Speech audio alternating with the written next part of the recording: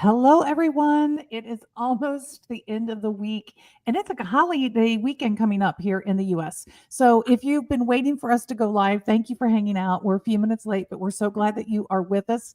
Say hello in the comments and welcome our guest, Dr. Nikki Lanier, one of my most cherished friends.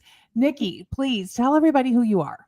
Hi, Rita. Thank you so much for this opportunity and for a chance to talk to your beloved community. My name is Nikki Lanier, and I'm the CEO of Harper Slade. We are an advisory firm that's focused on helping organizations create multicultural environments that are thriving and rich and potent. We see that as risk mitigation work, but also positions you well for the future of work. I'm also the founder of an organization called RARE, and RARE is a community of women who are really assented to, interested in, curious about how to advance racial equity in their communities. It is a community of white women who are really interested in learning these principles around advocacy with other white people in their circles.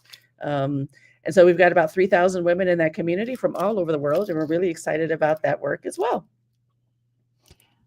Nikki is somebody you've got to connect with. If you're not following her on LinkedIn or Instagram, hey Ruth, so glad that you are with us. You need to make sure that you do this because she is a true thought leader and she is a world changer. She's on a mission. She's very clear about it, and she is teaching all of us and helping us find our own sea legs as we navigate the changing demographic that is happening inside of the US. But as you mentioned, Nikki, it is not just a US purpose and mission. It is much bigger than that. HarperSlade.com. I've got it up on the screen for you. HarperSlade.com is Nikki's company, and you're everything you need to know. All her socials, all of her contact information, everything you need will be available to you at HarperSlade.com. So please go connect with Nikki. As a Black woman and as a mom, Nikki is coming to share a personal story with us today that I think is pretty important and pretty powerful. And so I'm not going to say anything more about it, but that little intro there. And so happy to have you with us, Ruth. So Nikki, set us up, give us some context here, and talk about this moment of recognizing fear and asking yourself, should I listen to my fear? Well, fear is a real emotion for me. It's a forward presenting emotion for me, if I'm honest, and it's one that I will likely forever have to manage for the rest of my life. Many of us, if we spend time kind of thinking about or unpacking what emotion seems to be the most available for us, like for some it might be anger, for some it might be sadness, for some it might be other things. For me, it's fear, and I suspect that that's true with anyone who's living inside of a society that continues to send messages of their unimportance. And I think that's kind of the life of the lived navigation, certainly of Black Americans, arguably Black people across the world. And so I think, there's a piece of that I've had to reckon with my entire life, sort of quietly. But there's a couple of moments where fear metastasized, and specifically in the context of my motherhood. So let me talk about that one first.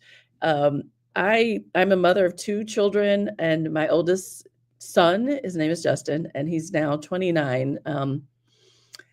And what most Black folks know, Black parents know, is that there comes a time in your child's life, particularly if you have a male child, where you have to prepare them for the realities of how the world will experience them. That there is a narrative that is assigned to them at birth, that society gives them, that has usually absolutely nothing to do with who they are at their marrow, who they are at their core, and their worth. And yet this narrative will follow us around for the rest of our lives. And it will be largely what people might be reacting to before they get to know the you of you. And so that's true of the messages that my ex-husband now and my son's dad and I shared with him as he was growing up. So by the time he was 16, Justin was just an incredible student and just really high achieving. And so we bought him a car. And that was great. He was driving and had his driver's license. And for Black parents, that presents a particular opportunity for the kind of unique and nuanced fear that we all have. How that shows up when your child starts driving, particularly if they are, driving what some might consider a nice car, in largely white areas or in white neighborhoods, or really just on highways and freeways. And so we spend a lot of time as a family unpacking something very basic, like, what is it going to mean when Justin starts driving? What does it mean when he has his own car? And what kind of car could we select for him that would perhaps stave off or blunt some of the realities and the inevitabilities that we think he might encounter with regard to the way policing shows up for us in the Black community. So let me just pause there and see if there's some other questions that you want to ask in terms of how to direct the talk. Yeah, well, first of all, Ruth is supporting, saying, yep, this is something that if you live in the Black and brown community, you know about this. And it is something that nobody ever talked about until maybe I was in my 30s. Yep. I was probably in my 30s before this became a conversation that moved from just the Black and brown community to something that was being shared in the media and other places. I think social media helps to allow for that to happen. But, this podcast, The Story I'm Telling Myself, is all about uncovering our internal narratives.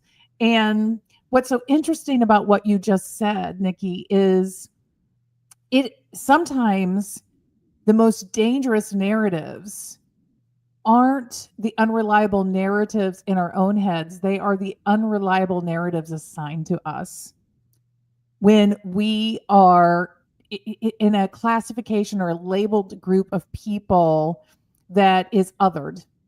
Yeah. In a society. Yeah. And I remember as a teenager, I remember that being true for gay children. I remember the stories that came out of young gay people being beat to death outside of bars and on the side of the road, right? So, kinds of things. So there's all kinds of othering that gets you to this place where this narrative is put upon you that you are less than human in some way. Yeah. Or unworthy of basic human consideration. Without a doubt. That is highly destructive. And so there is, in the work that you're doing in racial equity, and especially in the RARE collective, part of that is helping people recognize that they've ingested that narrative subconsciously, right? Yeah. And that they are then propagating that or overlaying that into situations that just continue to propagate the narrative. So it's very deep work about the story we tell ourselves, because it is happening at such a subconscious level for white people in this particular instance. Yeah. And I will tell you, the tension point is,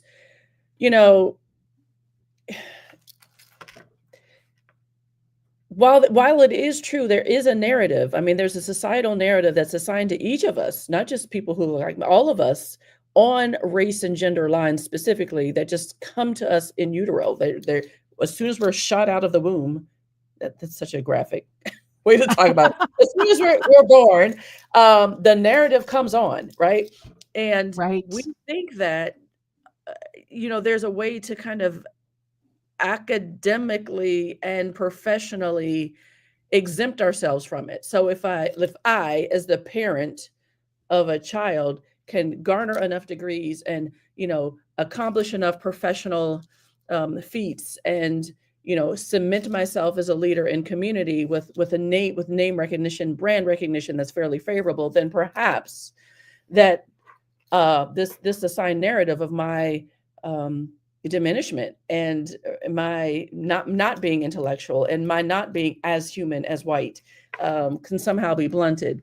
Now, what's interesting also, Rita, is that as I talked about that when my son was growing up with some of my white friends, or neighbors, what many white people heard was exactly what kind of you're talking about with these stories that you're lifting and with this theme, and that is, are you promulgating unnecessary fear with your children, Nikki? Like you're teaching them to fear white people. You're teaching them to fear policing, and Oh, that is so uh, interesting. I will tell you, one of the most revelatory moments in my adult life was you and your family had moved to Florida, and you and I were communicating, and you were down in Florida, and the and Trayvon Martin, the killing of Trayvon Martin had just happened. And you said, as a black mom, I just, I don't know what to do with that. mhm, And I thought that was the first time as a white woman it really hit me like, oh my God. Because at that point I was a mom, and to think I will never have that fear, I will never have that challenge, and how much to carry, yeah, because yeah, nobody wants to live in fear. right. Nobody would choose to do that. And Nobody yet will. it's a reality. And I never, it took having it be such a personal moment in just a conversation that was probably a normal conversation for you, but was just like bullseye for me, right? To really understand what is happening in the black community to a level that I just couldn't take it in the news, and it didn't hit the same way. Yep, yep. It Yeah, was I the mean, just mother to mother connection that yeah, really solidified it. that's it. And just walking around understanding, I mean, most Black Americans at least understand at our core, my Blackness could and has ended opportunities for me. It's ended jobs for me. It's closed doors for me. It's shut down health um, opportunities to explore a healthier lifestyle for me. The way that I can engage with it's just shut down a lot, and it can also end my life. And that's true. That's a reality that we all understand. That's also true specifically for Black men, for Black boys. And so what I knew when my son was born, when they said this is a boy, the rush of excitement and happiness and thrill, and then it was also, you know, he's a Black boy and he's born in the US, and that could be enough for You his have life. to prepare yourself for heartbreak from the get From the go, get, and right? so people hear that as being so, exaggerating and just, unnecessarily emotional, but it is a reality, and there's too many examples of where it's just Blackness alone, and the narrative Yes. that comes with that is instinctively responded to as something that needs to be stifled, or muted, or ended, and there's just no way around it. So that's kinda how we have to manage. Parenting is informed through that lens. Not that lens only, but certainly partially. Well, and certainly we're seeing with our nation's decision to use ICE in the way that they are using them Yep. today, the snatch and grabbing people off the streets, and coming into people's homes and things. Again, it's targeting a particular non-white person in the world, just simply based on their outward presentation of who they are. Yeah. And it's very frightening. Yeah. It's, and so this question of should I listen to my fear? Unfortunately, I feel like we are in a place in our nation where the people that are walking around really feeling that fear in a palpable way has dramatically escalated. Mhm. 100%. Because, we've always had this sentiment, right? We've got laws and we've got we've had laws and rules and policies purporting to pull us out of the default sentiment. And I would argue, Rita, that the default sentiment has always presumed the dehumanization of the darker citizen, Yes. of the darker human on some level, like to various degrees. But there's just never this presumption of equality or parity with regard to humanity.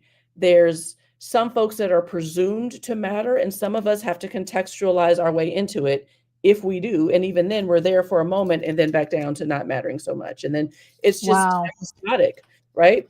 And so that's the narrative that we're swimming in. That's the undercurrent of the lived experience in our world and certainly in our country. Uh, and to the extent that we propped up laws and policies to try to bat that sentiment away, things like Title VII and civil rights policy and voter rights policy, and all the things that we've said that you have to treat Black and brown people like everybody else. Those laws sit on top of a belief system. And so now we're in an era where the laws are falling away or erecting consistent with that belief system, but the belief system Or is they're being ignored. I mean, they're definitely being challenged by the right. belief system at a new level again, right? Without a doubt, because the sentiment is now burgeoning, right? It's back. It contracts and then it, whatever the word is, swells and then contracts. So this sentiment of we don't necessarily believe that Black and brown people are as human as white, and even if you are, I get to decide when and where that's invoked. That's what the privilege, if you will, of whiteness is not having to swim in this space where they're not quite sure in what spaces their presumptive humanity is in what spaces it's not. And well, that there are certain instances that tend to suggest that the existence of Black people as fully human and policing as an example, they just don't, those puzzle pieces are very difficult to push together. And so we have to let fear inform us. I guess in that instance, I would call it more prudence and the reality of the navigated lived experience. It does definitely birth fear, and from that fear we react. Well, and I want to get into that. I know we have limited time with you. I want to make sure that we give you a chance to really talk us through some strategies. Like, how do we begin to walk that tightrope? Because it is a tightrope that you're walking between not letting the fear overpower you, but also welcoming the wisdom that is presented in that. But before we get there, I just want to, one thing that you're talking about, the dehumanization. And I just have to say this, because it's, you and I spent time together in human resources, and in human resources, one of the most powerful ways that I found to really help people check themselves, because people can get really angry, get really bent out of shape in work and business, sort of start to show behavior that is bullying, that is not helpful, that kind of thing. And one of the most powerful questions I would ask people is, if that person that they're targeted, that their anger is targeted at, if that person was your mother, your sister, your daughter, your son, one of your immediate family members in this situation, how would you want the person in your role to treat them? That's so good. Right? So good. And it causes you to stop and think. It causes you to stop and humanize somebody. That's right? exactly. Now you're putting humanization to that. And we are at risk right now of a strong narrative in our nation that is subjugating the humanization of entire blocks of population. Without a doubt. And we should have some fear about that. So help us, Nikki. Give us some guidance. What can you share with us based on your lived experience of doing this? This is your daily life. Even today, your young son, who managed to drive a car and not get shot or arrested or right, he is still now in some ways a more dangerous Black man. Right? So it doesn't go away for you. You're still walking this tightrope. So help us, those of us that live in privilege like me.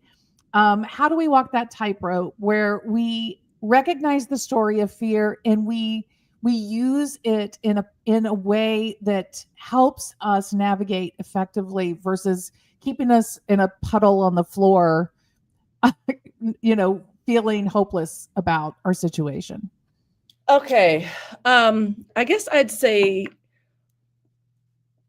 core to my reactions and responses to like my son driving and all the things that I put together to try to help him manage police stops and navigating in engagements with police, like all the training that we put him through and all of the assets that we put in his car to help him manage that.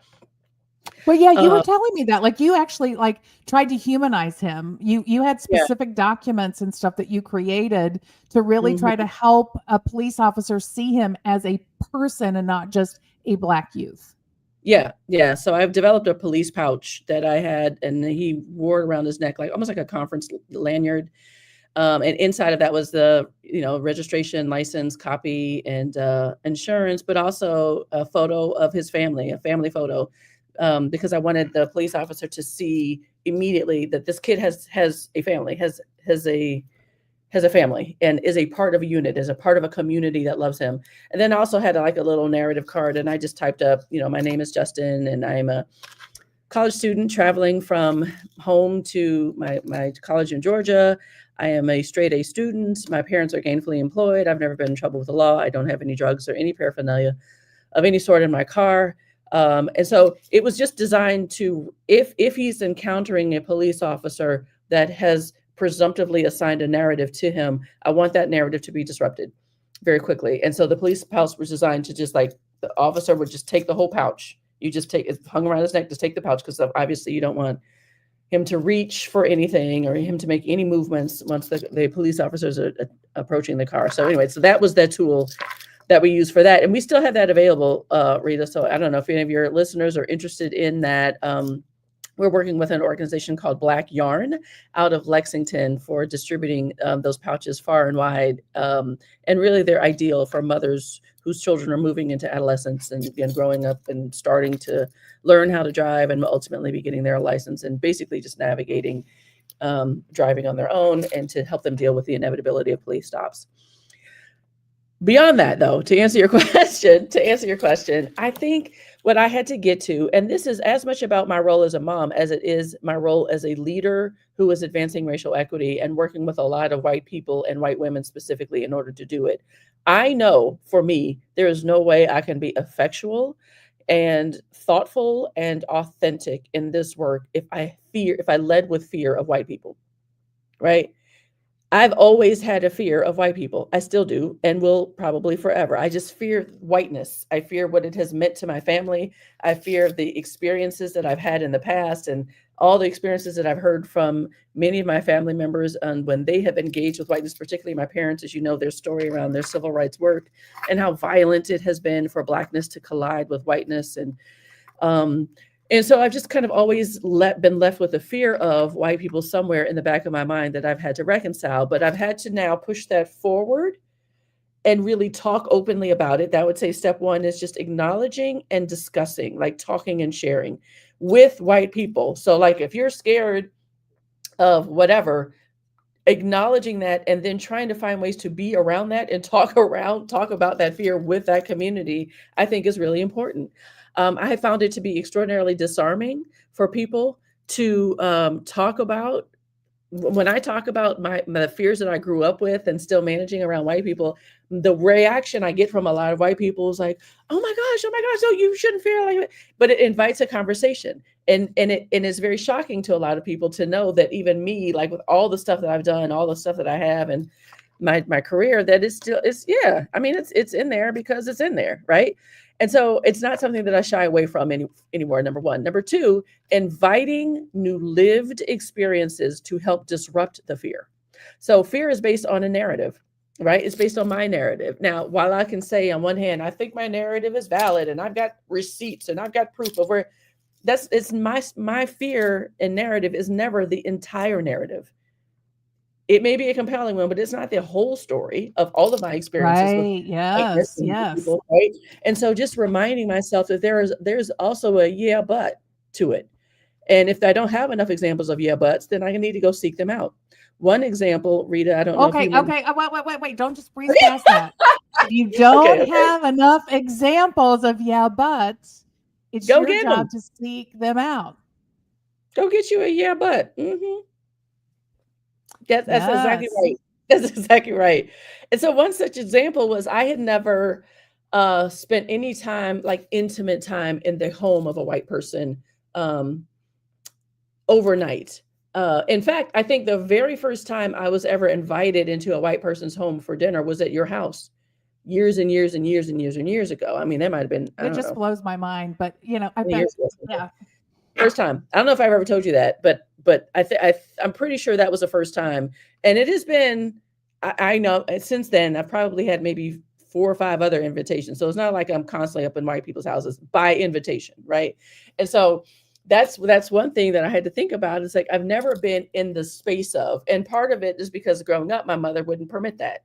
She was very concerned about me being alone in a community, in a setting with white people that she may or may not have known well, and how they may feel about me, either overtly or subconsciously, impacting my self-esteem and my sense of self-worth and my confidence, and maybe even my safety. But just more, she just didn't want me as a kid to have to bat away messages, indirect or otherwise, that could contradict who she was grooming me to be in terms of my Mm. confidence levels and my sense of my own beauty and worth.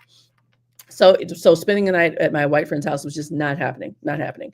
And so fast forward, I'm 54 years old and still hadn't spent the night ever inside of a white person's house. And so I was able to fix that last year, and that was great. And it was just a wonderful experience. And I had a wonderful sister who's in Rare, a white sister who's in the Rare Woman Collective community, invited me to her home in California, and I spent the weekend, and it was lovely and just an incredible opportunity to disrupt narratives. And she and I spent a lot of time talking about, not just what we're going to do for the weekend and hanging out, but just what this was doing in terms of my fear reset and fear disruption.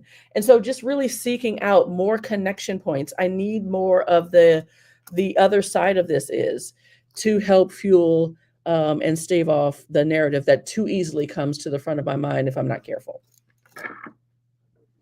And that is a lot of the work of the Rare Collective, really, That is. is creating this natural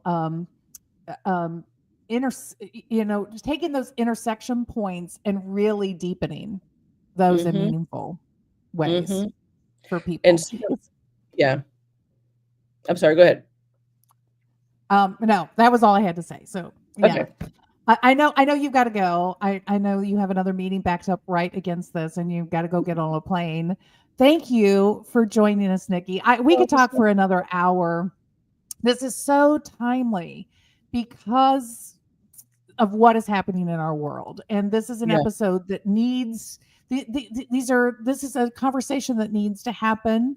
And we probably need to do a part 2 or a part 3 because there's so much to say. But if you are interested, listeners, go to harperslay.com, look at Nikki's stuff about the Rare Women Collective, especially if you are a white woman and you are feeling like you're ready to do the work and you're looking at what is happening and you have a fear response. I'm not going to lie. I have a fear response to what is happening in our world today and what it could mean, because it's that poem, first it was the Jews, and then it was like it's like at some point it could be my family, it could be the people that I care about. The tides can turn so easily when we are operating from this place where we stop valuing the shared humanity and we start looking for the differentiation.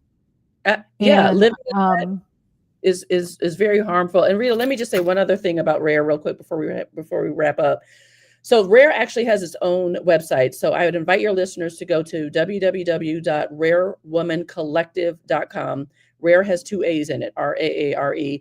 We have a new program that we're rolling out called Advocacy in Action. That's going to start in a couple of weeks. And that is, I think it's a 5, maybe 6 week coaching program specifically designed for white women to learn how to navigate the conversations around advocacy while preserving the dignity of the folks that you're speaking with, operating in grace, not leading with fear and anger, but also really thinking about your intended goal, your intended outcome, in the face of sometimes very difficult and highly emotional conversations. So that coaching program is specifically about the navigation of those conversations. And so it's going to be really, really exciting. We're excited to offer that. This is our newest offering under the Rare Woman Collective. So I'd invite your listeners to check that out too. I love that. That's fabulous. And look, listeners, join us. Don't fall prey to this dehumanizing narrative that is getting driven outside of you. Don't let it get implanted in your brain. Keep naming it, recognizing it, and choosing to go find the receipts that proves the human of every person that That's right. you are engaging with. Next week is our final week of this season. I can't believe it, but the season is coming to an end, and we have 2 guests coming next week. So come back and join us on Tuesday after the holiday. It is let me get the right place. Michelle Phillips is coming. This is going to be a great capstone about the story I'm telling myself. She's going to talk about how she has named the primary voices telling her stories inside of her head, and she's going to give you tips on how you can do that too.